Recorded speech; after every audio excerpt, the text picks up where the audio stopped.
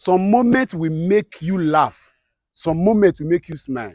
Some will make you cry. This interview made me cry. Ha!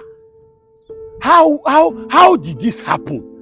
How did Labour Party and the Obedient Movement Ghana array of super intelligent, brilliant minds together? Wow! I'm impressed. I don't even know what to do. I feel like crying. See, babe. See, lady. See, sense. See, conversation. See, communication. See, I am forever grateful to being in this particular ship, leading Nigeria out of this quagmire that we have been. And then we have in this same ship intelligent brains that can call shots at any given time and pull through magnificent results. See, you have not seen it all with this Obedient Movement. This is a regeneration of this country. I'm happy.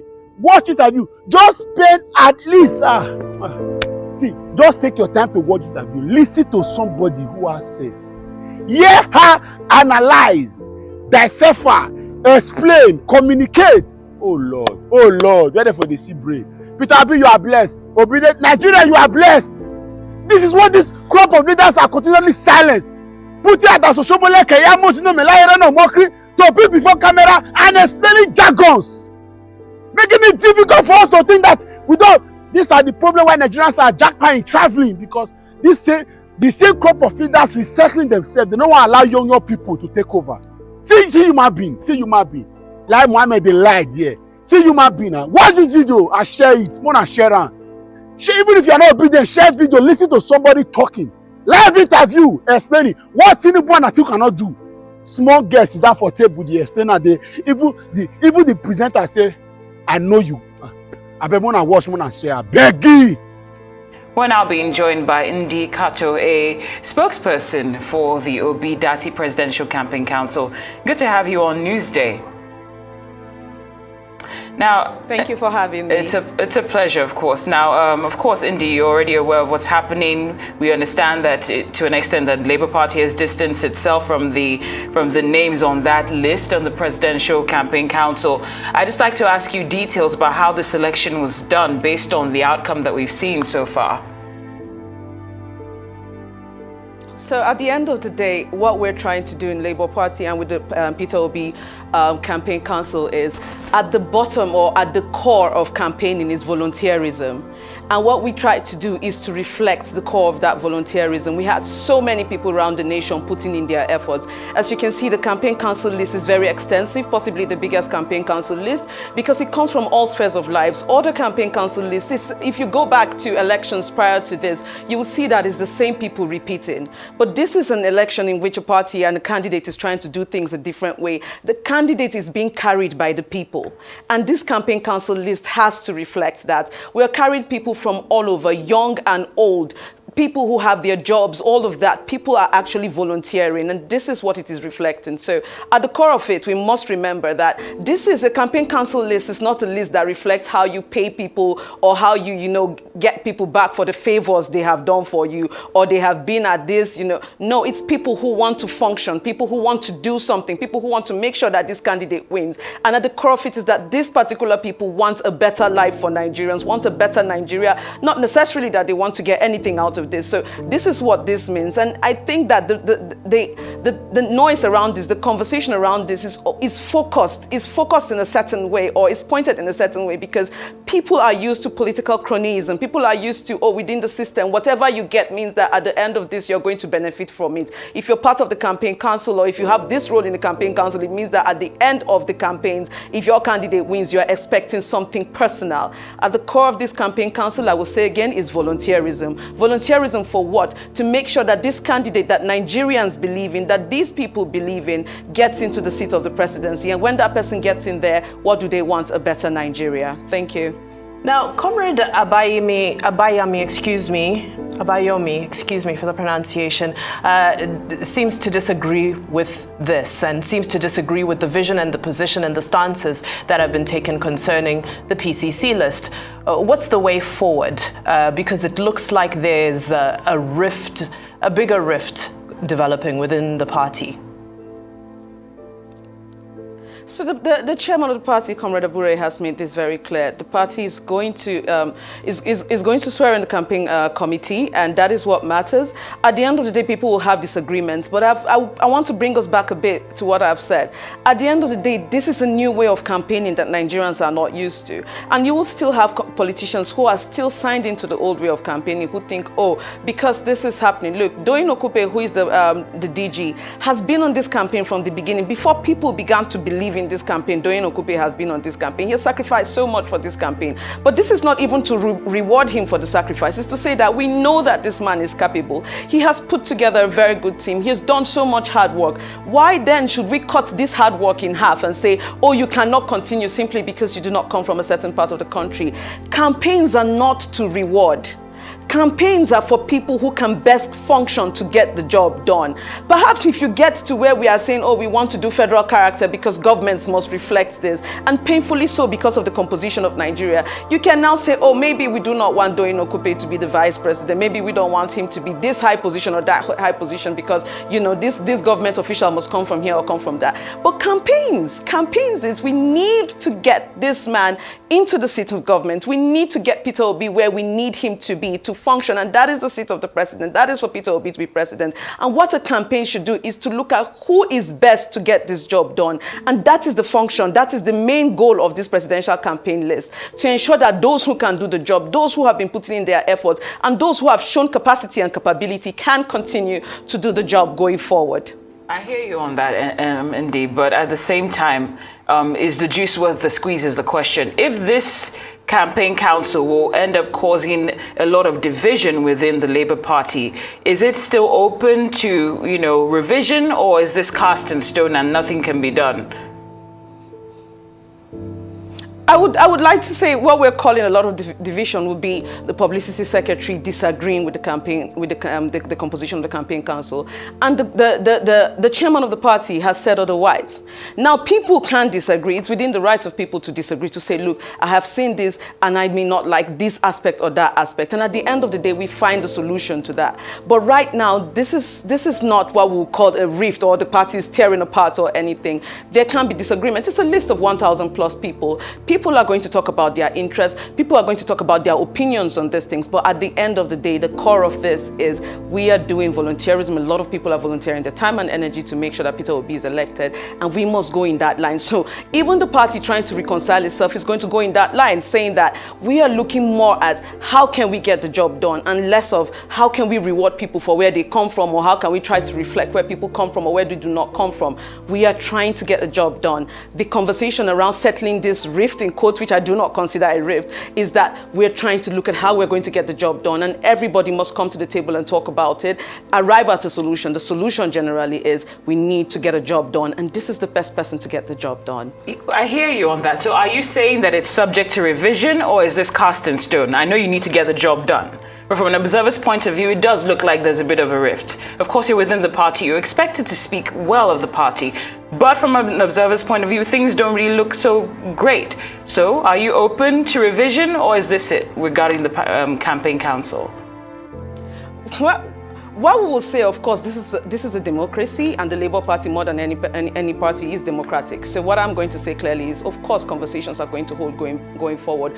But you know, you mentioned something very clear, and that is about Doyin Okupe. And I do not think that we're going to replace Doyin Okupe because he has shown capacity. But if it is that we need to have a proper conversation, and proper conversations have held prior to this, but to keep having conversations going forward so that everybody will be brought on board, that is the proper thing to do. Of course, we're not going to throw away the national publicity secretary of a party. We're going to have conversations, and conversations are key going forward. That is how political parties function. We do not expect that everybody in the political party or everybody who supports Peter Obi will look at this list and say, oh, you know what, everything is perfect with this list. I like everything that is happening with this list. No, people are going to disagree. But that disagreement is not necessarily a rift. It's not. It's not necessarily a rift. It is just that disagreement. And disagreements will be settled. That's what political parties do. People do not necessarily agree on everything. But you cannot see people coming out to say, you know what, I'm going to cost the Labour Party this election because I disagree on this. It is just that, a disagreement, and yes, conversations will be held.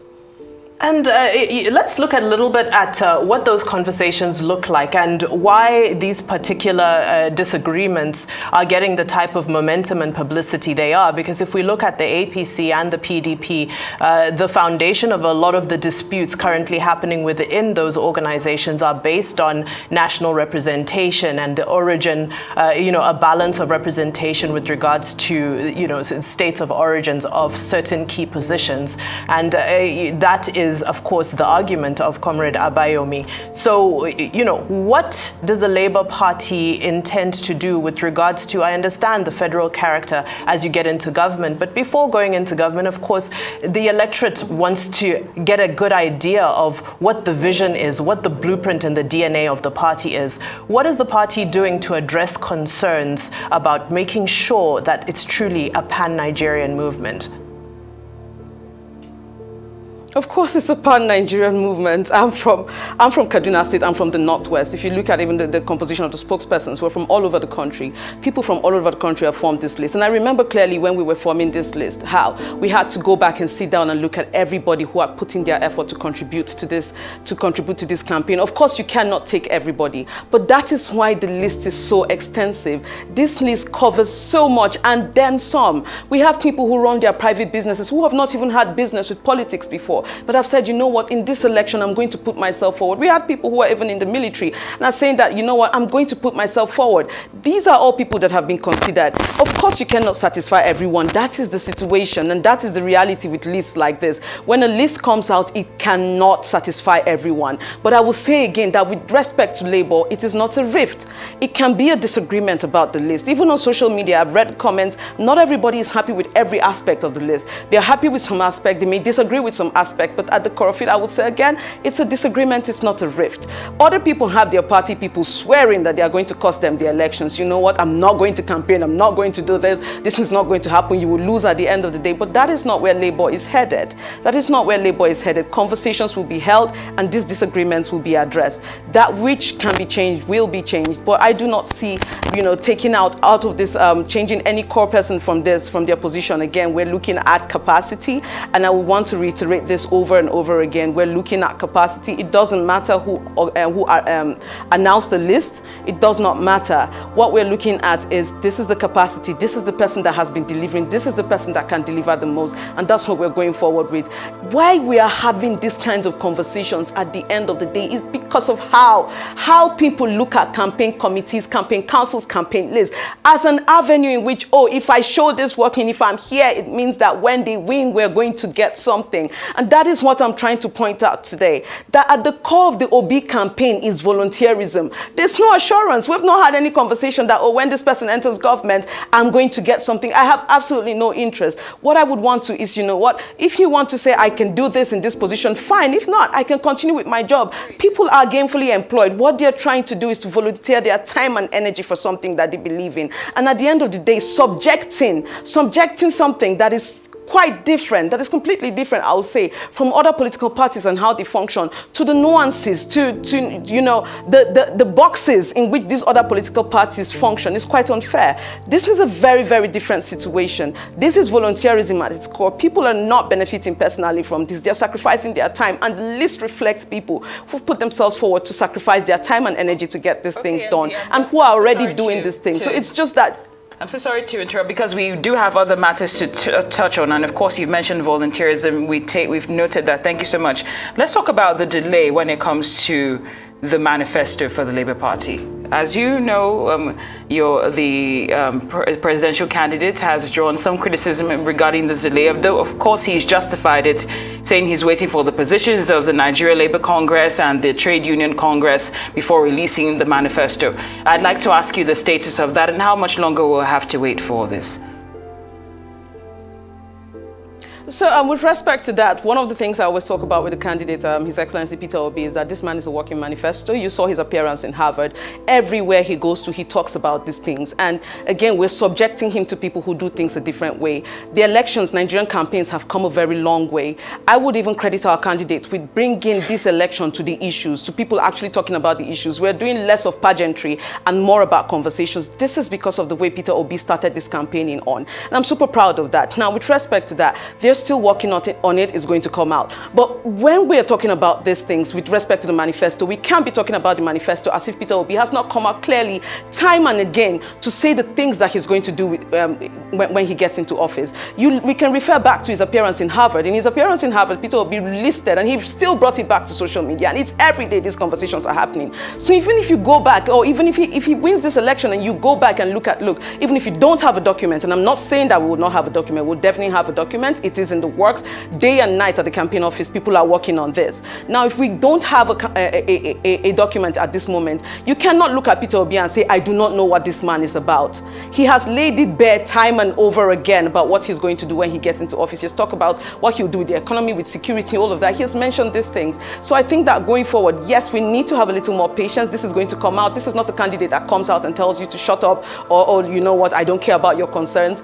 This is not something that you can just jump to. It's not a competition about who brings out a manifesto first. It is about who has the best manifesto, which manifesto reflects the needs of Nigerians, which manifesto wants to solve the problems of Nigerians, which manifesto reflects empathy and wants to do something. That is what we are aiming for. So we're looking at the quality of the manifesto. We're not necessarily trying to be the first or second to come out with a manifesto. We want to have a complete manifesto, a reflective manifesto, and that which works for Nigerians. And that is what matters. That before this campaign runs out, a manifesto will come out. Secondly, it is that even while the manifesto is not out, the candidate stays on the issues. The candidate is constantly talking about the issues. The candidate has made sure that this campaign is an issue-focused campaign, and that should matter.